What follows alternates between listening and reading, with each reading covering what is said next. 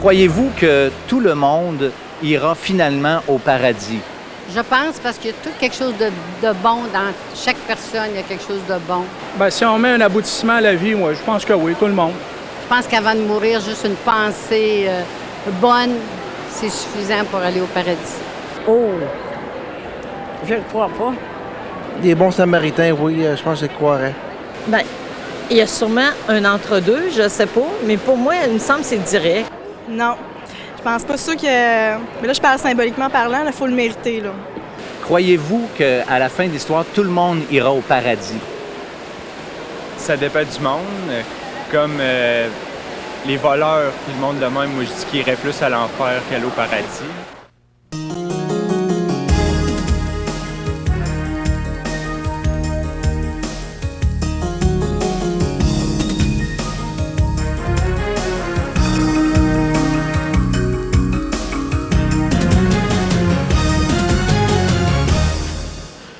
Mesdames, Messieurs, bonjour et re-bienvenue à l'émission L'heure de la bonne nouvelle. Cette année, nous avons choisi comme thème « Questions d'hommes et réponses de Dieu ».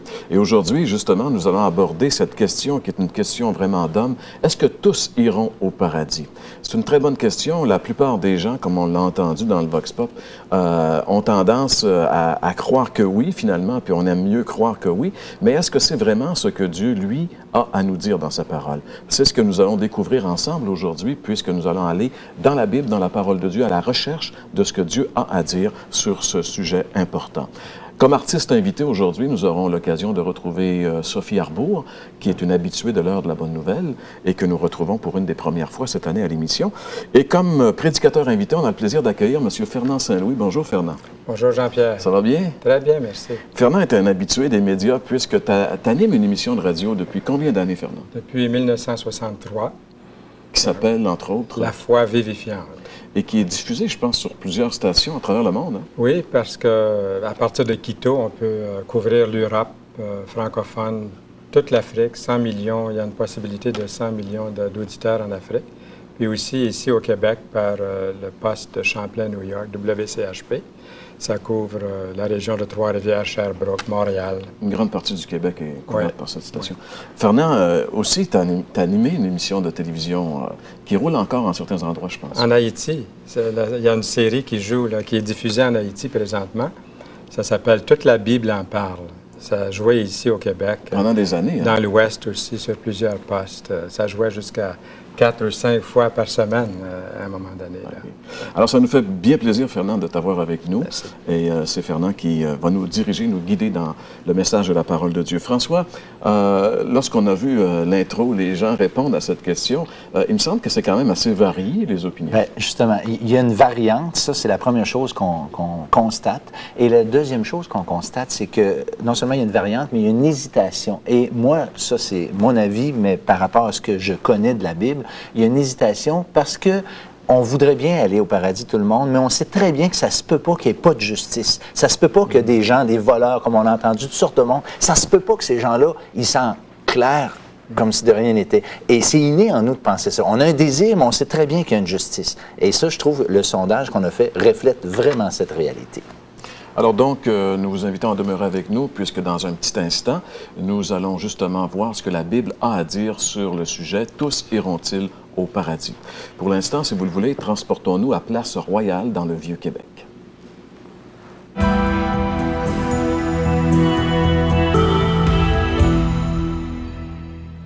La Bible dit-elle que tout le monde va aller au ciel?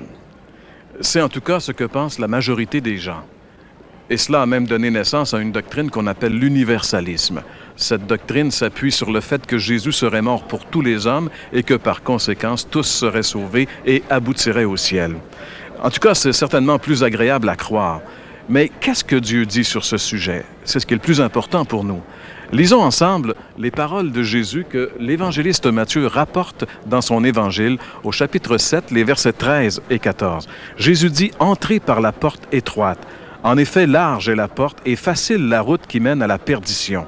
Nombreux sont ceux qui s'y engagent, mais étroite est la porte et difficile le sentier qui mène à la vie.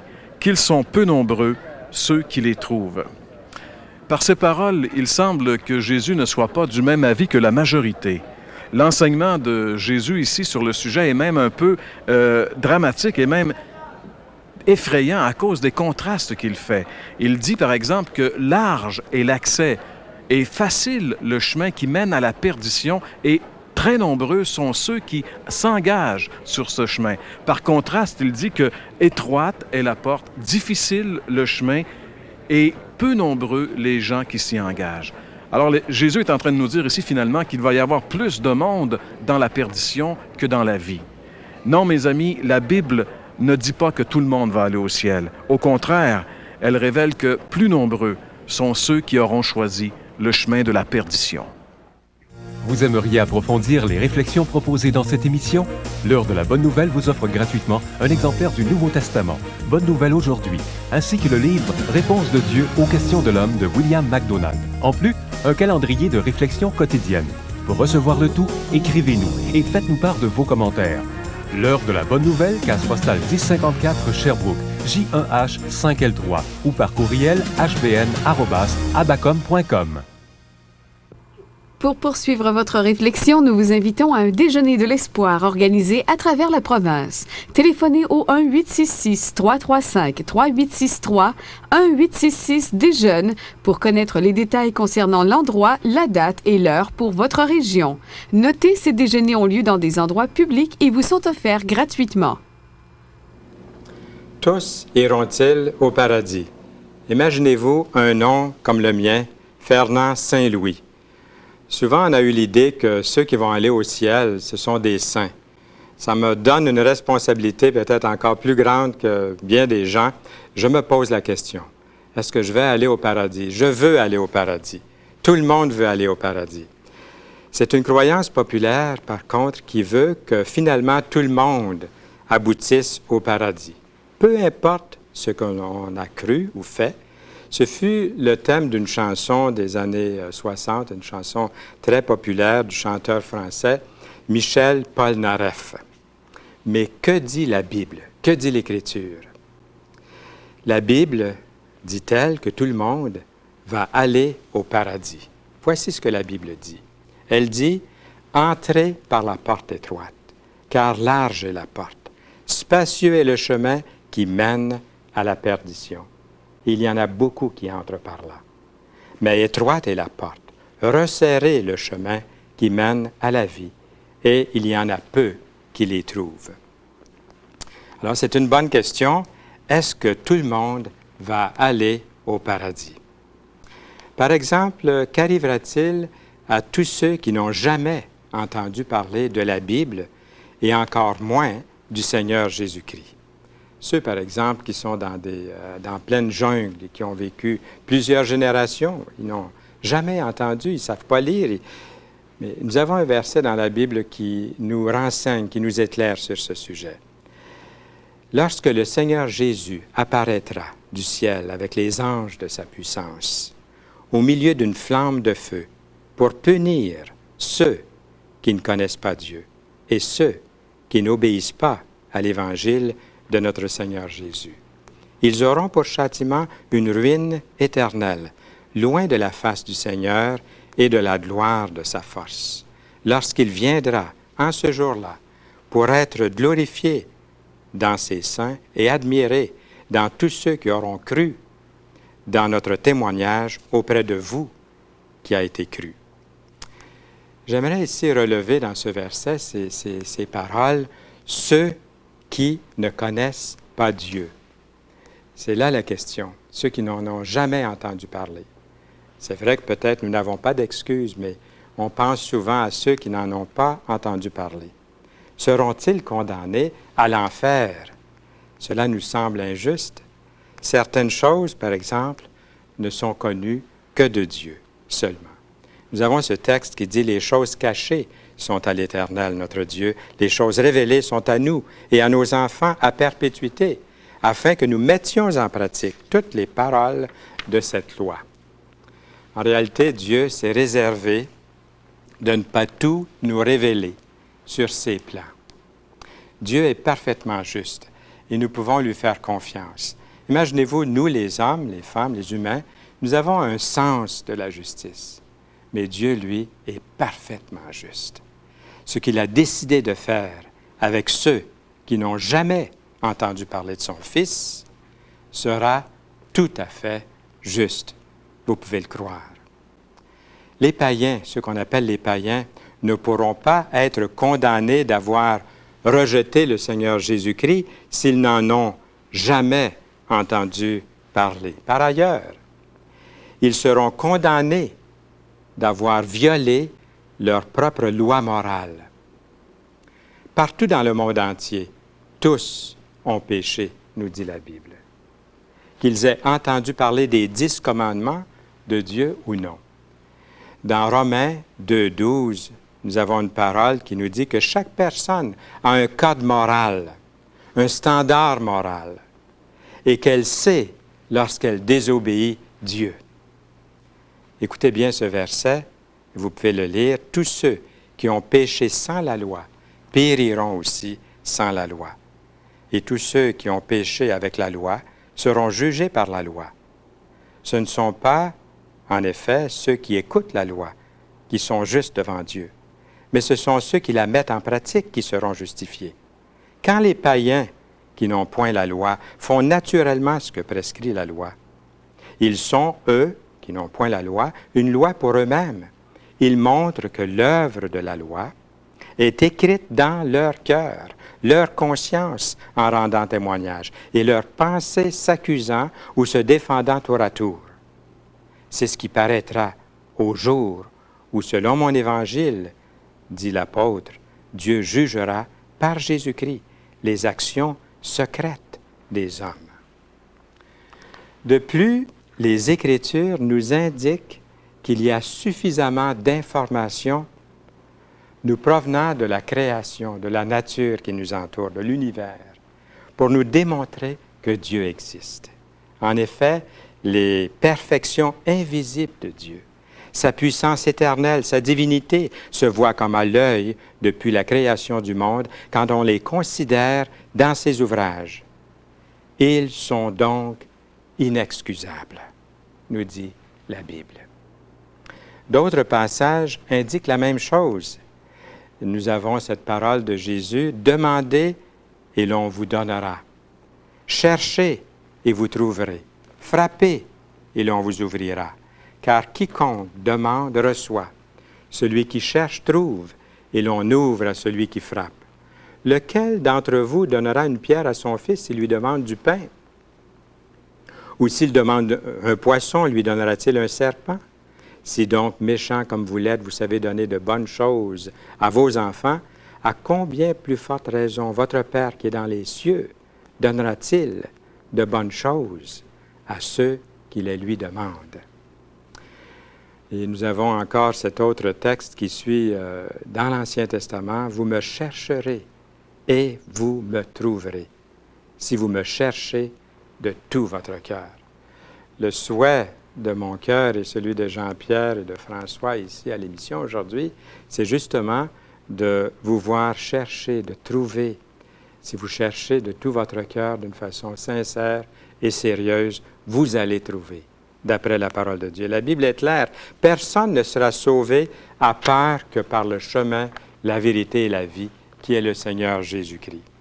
Jésus dit à l'un de ses disciples, « Je suis le chemin ». Il ne dit pas un des chemins. Il dit, je suis la vérité, pas une des routes, un des chemins. Il dit, je suis la vie. Nul, personne, nul ne vient au Père que par moi. Jésus est donc le seul chemin il est la seule personne qui peut effacer nos péchés. Il est le pont entre le pécheur et Dieu. Il est même écrit dans l'Écriture, il n'y a de salut en aucun autre. Car il n'y a sous le ciel aucun autre nom qui ait été donné parmi les hommes par lequel nous devions être sauvés. Donc, c'est clair. Et il y a cet autre texte aussi de l'apôtre Paul qui dit « Car il y a un seul Dieu et aussi un seul médiateur entre Dieu et les hommes, Jésus-Christ, homme. » Donc, il est vraiment le pont, il est vraiment ce médiateur. Nous pouvons aller à Jésus en toute confiance. Il n'y en a pas d'autre. C'est écrit dans la Bible. Il est donc primordial de présenter l'Évangile à toute la création, afin que tous entendent parler du Sauveur, le Seigneur Jésus-Christ. La Bible est claire aussi concernant le jugement. Il faut en parler. Tous iront-ils au paradis? Indique qu'il y a aussi la contrepartie. La Bible est claire. Ceux qui ont entendu l'Évangile, il y a un jugement pour ceux qui ont cette responsabilité d'avoir entendu, mais est-ce qu'ils ont cru? Est-ce qu'ils ont pris une décision? Lorsqu'une personne paraîtra devant Dieu, la question n'est pas si les païens ont entendu parler du Seigneur Jésus-Christ ou non. Elle devra plutôt répondre personnellement de sa décision concernant le Seigneur Jésus-Christ. La question des païens sert souvent d'écran de fumée pour éviter la vraie question. La vraie question, que faites-vous du Seigneur Jésus-Christ, vous-même, aujourd'hui? Que faites-vous de Jésus-Christ? Est-ce que tout le monde va aller au paradis? La vraie question est, croyez-vous que le Seigneur Jésus est le seul chemin vers Dieu? Avoir la foi est une bonne chose, seulement si cette foi est placée dans la vérité du message biblique. Je me souviens un jour, j'ai visité une personne pendant plusieurs années, puis elle est tombée malade, elle est allée à l'hôpital, on m'a fait venir. Et jamais cette personne, de toutes les visites, j'étais convaincu si elle avait vraiment pris sa décision pour Jésus-Christ. Mais j'allais la visiter quand même. Elle a été dans le coma pendant quelques heures, je suis arrivé à l'hôpital, et je me dis souvent que les gens, même dans le coma, peuvent entendre. Alors je lui ai dit, « Madame, c'est Fernand Saint-Louis, de l'émission La foi vivifiante. » Comme on a dit tantôt, j'ai une émission qui s'appelle La foi vivifiante depuis plusieurs années. Et puis, j'ai vu une larme qui a coulé. J'étais surpris, j'étais étonné. Et puis, j'ai dit, le Seigneur vous aime, nous vous aimons aussi. Que faites-vous de Jésus-Christ? Qui est-il dans votre vie? Reconnaissez-vous Jésus-Christ comme votre Sauveur? Et puis là, elle a bougé ses lèvres. Et puis, il y avait un souffle. Puis, j'ai entendu, tout doucement, « J'ai la foi ». Et de plus en plus, elle a dit « J'ai la foi », jusqu'au moment où une infirmière est arrivée dans la chambre. Et j'ose espérer que, même au dernier moment, au dernier souffle de sa vie, elle a reconnu Jésus-Christ comme son Sauveur et Seigneur. Mais pourquoi attendre à la dernière minute? J'aimerais donner un exemple. Par exemple, l'islam. Nous en entendons parler beaucoup ces jours-ci. L'islam et le christianisme se ressemblent sur bien des points de morale et d'éthique. Mais les deux croyances sont opposées sur la question capitale. Qui est Jésus-Christ? L'islam nie que Jésus-Christ est le Fils de Dieu. Si Jésus-Christ n'est pas Fils de Dieu, le christianisme est sans valeur. Jésus-Christ lui-même s'est proclamé Fils de Dieu. Dieu lui-même est venu dans le monde, dans la personne de son Fils, le Seigneur Jésus-Christ. C'est une vérité qui nous est transmise par les prophètes et par le Seigneur lui-même. Nous savons tous très bien que les lois physiques de l'univers ne sont pas déterminées par les lois humaines ou sociales. Nous savons tous que la loi de la gravité n'est pas décidée par les hommes. Ce n'est pas comme faire de la vitesse et décoper d'un billet d'infraction. Une des lois spirituelles, comme cette loi physique de la gravité, est que Jésus est le seul chemin, voyez-vous, qui puisse nous conduire à Dieu. Vous désirez prendre ce chemin qui est Jésus et vous vous demandez comment faire. J'aimerais vous aider en cet instant à vous tourner là où vous êtes vers le Seigneur Jésus-Christ. Il est le chemin, la vérité et la vie. La première chose est d'admettre sincèrement que vous avez été indépendant de Dieu, que vous avez quelquefois brisé ses commandements, que vous avez péché contre lui. Ensuite, vous désirez venir à lui dans un geste confiant, de confiance totale, dans un geste de foi dans le Seigneur Jésus. Croyez-vous que Dieu est assez fort pour vous sauver? Jésus, qui est l'incarnation de Dieu, vous a tellement aimé. Lorsqu'il a versé son sang sur la croix, c'est comme s'il disait, « Je meurs pour toi. Je t'aime, je t'aime, je t'aime. Je suis ton substitut. Je prends ta place. Je t'aime. Peux-tu accepter ce sacrifice sanglant comme le moyen de ton salut éternel? Je suis le chemin, la vérité et la vie. Nul ne vient au Père que par moi, Jésus, qui t'aime et qui donne sa vie pour toi, qui meurt pour ton péché. La décision est la vôtre. Venez à Jésus sincèrement et sérieusement. Jésus vous dit à l'instant, selon Matthieu 11, 28, « Venez à moi, vous tous qui êtes fatigués et chargés, et je vous donnerai du repos. » Jésus se tient à la porte et il frappe. « Si quelqu'un entend ma voix, dit-il, et ouvre la porte, j'entrerai chez lui, je souperai avec lui et lui avec moi. » qui indique une relation intime avec Jésus, le Seigneur, et avec Dieu. Que le Seigneur vous bénisse abondamment.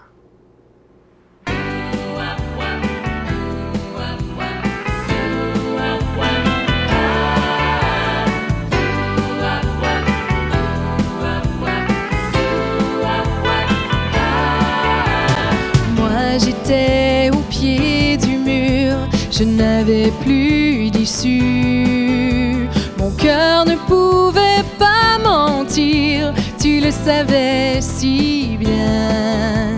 J'ai écouté ce qu'ils m'ont dit, j'ai cru en leurs paroles. Une fois séduite, je suis tombée dans le piège de la mort. Mais tu as entendu ma voix, m'a montré le chemin. Tu m'as donné la clé pour connaître la vérité. La vie, ce n'est pas souffrir. Il faut cesser de croire à tous ces mensonges. La vie, ce n'est pas courir et de se perdre dans un chemin si sombre. La vie, c'est plutôt sourire à l'Éternel qui t'ouvre ses bras. La vie, c'est lui.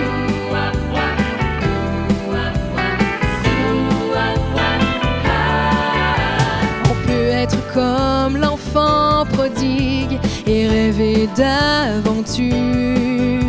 Malgré les plaisirs de la vie, le cœur reste si vide. Tôt ou tard, on cherche à trouver une raison de vivre. C'est alors qu'il faut regarder à celui qui nous aime, car il peut entendre ta voix et te montrer le chemin, car c'est en lui qu'est placée la clé de la vérité. Oh, la vie, ce n'est pas souffrir. Il faut cesser de croire à tous ces mensonges. La vie, ce n'est pas courir et de se perdre dans un chemin si sombre. La vie, c'est plutôt sourire à l'Éternel qui t'ouvre ses bras. La vie, ce n'est pas souffrir. Il faut cesser de croire à tous ces mensonges. La vie, ce n'est pas courir et de se perdre dans un chemin si sombre. La vie, c'est plutôt sourire à l'Éternel qui t'ouvre ses bras. La vie, c'est lui. Oh oui, la vie, c'est lui. Oh oui, la vie, c'est lui. Merci beaucoup, Sophie Arbour, qui chantait « Oui, c'est lui, la vie, Jésus est la vie », comme on l'a bien entendu il y a quelques instants. Il est le chemin, la vérité et la vie. Personne ne peut aller à Dieu, personne ne peut aller au ciel sans passer par Jésus-Christ. C'est lui qui, sur la croix, a payé pour tous ceux qui croient en lui. Il a inauguré le chemin. La Bible nous dit, à travers son sang, à travers sa mort, un chemin qui peut nous permettre d'atteindre Dieu, de venir dans la présence de Dieu. C'est ça qui est merveilleux. Il y avait une chanson, Fernand, tu as fait allusion un petit peu à Michel Polnareff, mais il y avait aussi à l'époque, dans la même époque, dans les années 60, alors qu'on était très, très jeunes, puis tout la Clark qui chantait « Tout le monde va aller au ciel, mais personne ne veut mourir. Tout le monde va aller au ciel. » Finalement, c'est sûr et certain que si on demande aux gens où vous voulez aller, on veut aller au ciel.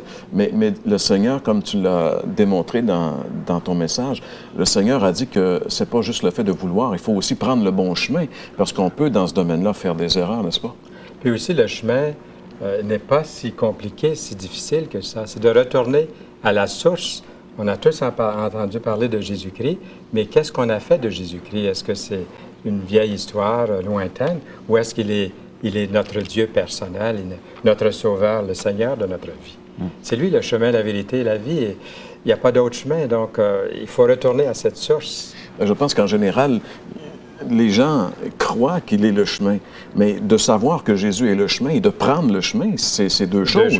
C'est deux choses. Je suis persuadé qu'il y a beaucoup de gens qui vont, malheureusement, comme on dit, le dicton, l'enfer est pavé de bonnes intentions. Il y a beaucoup de gens, malheureusement, qui vont être en état de perdition pour l'éternité, tout simplement, pas parce qu'ils ne savaient pas que Jésus était le chemin, mais parce qu'ils n'ont pas pris le chemin. Parce que s'engager avec le Seigneur, savoir que Jésus existe, c'est une chose, mais s'engager à marcher avec lui, parce que le salut est pour ceux qui le reçoivent comme leur Sauveur et Seigneur, donc qui s'engagent à marcher, à cheminer dans le chemin. Jésus, il est le chemin. Donc, marcher dans ce chemin, c'est que lui vive finalement sa vie en nous. Comme un des versets, tu as fait allusion à l'Épître aux Galates, Paul, dans cette épître-là, va dire à un moment donné, si je vis, c'est plus moi qui vis, c'est Christ qui vit en moi. Et ça, c'est véritablement, c'est ça être chrétien finalement. C'est pas adhérer à la religion chrétienne, mais c'est vraiment être conscient que j'ai donné ma vie à Christ, que maintenant c'est Jésus-Christ qui vit sa vie en moi. N'est-ce pas, François? C'est vrai, mais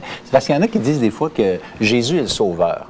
Mais si on demande à ces gens-là, est-ce que, donc, vous êtes sauvés? Bien là, il dit, on ne peut pas savoir, mais n'avez-vous pas dit que Jésus est le sauveur? Et quelqu'un que j'aime beaucoup, il dit souvent, si Jésus est un sauveur, bien, un sauveur, ça sauve. Mais comment peut-on appeler Jésus son sauveur et ne pas savoir si on est sauvé ou non? C'est la preuve que, finalement, on fait reposer nos déclarations sur quelqu'un d'autre, sur quelque chose d'autre, et non le sauveur. Si on s'appuie sur le sauveur, le Seigneur Jésus, pour être sauvé, bien, on peut être sauvé. Absolument, et c'est d'ailleurs le thème de cette émission, l'heure de la bonne nouvelle. La bonne nouvelle, c'est que oui, le salut a été parfaitement, complètement accompli par Jésus-Christ sur la croix. En mourant, il a dit, tout est accompli. Tout ce que nous avons à faire maintenant, c'est de se confier entièrement et totalement en ce qu'il a fait pour nous. François, Fernand, merci beaucoup d'avoir été avec nous. Fernand Saint-Louis sera avec nous la semaine prochaine pour l'émission L'heure de la bonne nouvelle. C'est déjà tout le temps qui était à notre disposition pour cette semaine. On vous souhaite de passer une excellente semaine et on vous donne rendez-vous la semaine prochaine pour une autre émission de l'heure de la bonne nouvelle, présentée toujours, bien sûr, à la même heure pour vous plaire. À la semaine prochaine! Pour poursuivre votre réflexion, nous vous invitons à un déjeuner de l'espoir organisé à travers la province. Téléphonez au 1-866-335-3863, 1-866-DÉJEUNE pour connaître les détails concernant l'endroit, la date et l'heure pour votre région. Notez, ces déjeuners ont lieu dans des endroits publics et vous sont offerts gratuitement. Vous aimeriez approfondir les réflexions proposées dans cette émission? L'heure de la bonne nouvelle vous offre gratuitement un exemplaire du Nouveau Testament, Bonne nouvelle aujourd'hui, ainsi que le livre Réponse de Dieu aux questions de l'homme de William MacDonald. En plus, un calendrier de réflexion quotidienne. Pour recevoir le tout, écrivez-nous et faites-nous part de vos commentaires. L'heure de la bonne nouvelle, case postale 1054 Sherbrooke, J1H 5L3 ou par courriel hbn@abacom.com.